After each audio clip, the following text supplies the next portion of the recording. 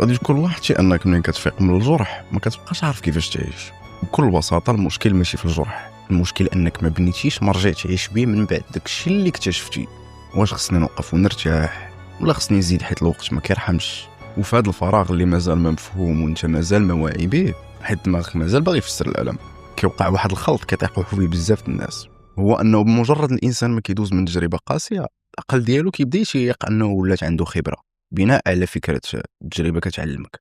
ومن هنا كيوصل الانسان لواحد النتيجه ديال منين كتحس باحساس قوي تجاه شي شخص كتولي تقول الحدس ديالي قوي، حيت في بالك دازو تجارب يعني ولات عندك خبره في الحياه. ولكن واش عارف اصلا شنو هو الحدس؟ الحدس هو قدره العقل على الوصول للاستنتاج او احساس كيدوز بالزربه بلا ما يدوز بمرحله التفكير الواعي، وهاد العمليه كدوز اعتمادا على تجارب سابقه. الحدس هو معالجه لا واعيه لمعلومات سابقه كتبان فيك على شكل احساس. وحسب علم الاعصاب الدماغ في الحياه اليوميه كيستقبل الاف الاشارات في كل لحظه، نبره صوت، تعبير وجه، واي اشاره كيحاول يربطها مع تجربه من تجارب قديمه. وجزء كبير من هذه المعالجه كيوقع خارج الوعي، حيت ما تنساش ان العقل ديما كيبغي يوفر الطاقه عليك. داكشي علاش كيمشي لاسرع الحلول، وملي كتجمع هاد الاشارات كامله كيخرج الناتج على شكل احساس. يعني الحدس ما كيطلعش من الخوف ولا ما كيجيش من القلق، الحدس كيتكلم ملي كيكون عندك واعي بان هذا القرار ما خصوش الزربه. وهنا فين كيبدا الانسان يخلط ما بين الجرح وما بين الحدس، حيت الجرح ماشي فكره، الجرح استجابه عصبيه تعلمها الجسد باش يحميك. الجرح كيهضر من اللوزه الدماغيه، البلاصه اللي خدمتها ترصد الخطر وتسرع القرار.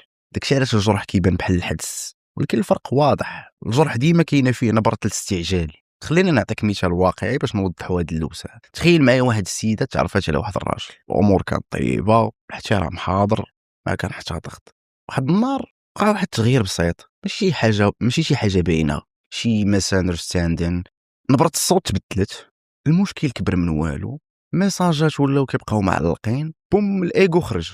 في ديك اللحظه تحرك فيها احساس قوي ودارو بزاف الاسئله في الراس. ولكن الحقيقه ما كانش الحدس هو اللي يهضر، اللي تفاعل جرح قديم. الجسد معلم من سنين ان التغير راه فيه خطر. العقل سماه حدس حيت الحدس كلمه مريحه، ولكن الجسد كان عارف هذا الاحساس باللي داز عليه شحال هادي. كون كان حدس حقيقي كانت غادي تقول بلاتي بشويه نشوف نسمع ومن بعد نقرر. الحدس كيبغيك تكون مرتاح، الجرح كيدير الصداع، كيخلط الاصوات وكيخليك تثق في احساس غير حيت قوي ماشي حيت صحيح. باغي تعرف الاحساس صحيح، صور راسك هاد الصوت منين جاي، واش من الماضي اللي باغي يحميك ولا صوت باغي تعيش الحاضر. وهنا غادي تكون وصلتي لمرحله تسكت الجرح وتعطي العقل الواعي فرصه يكون حاضر. داكشي علاش الناس اللي نيتهم زوينه كيكون حدسها صحيح واخا ماشي قوي.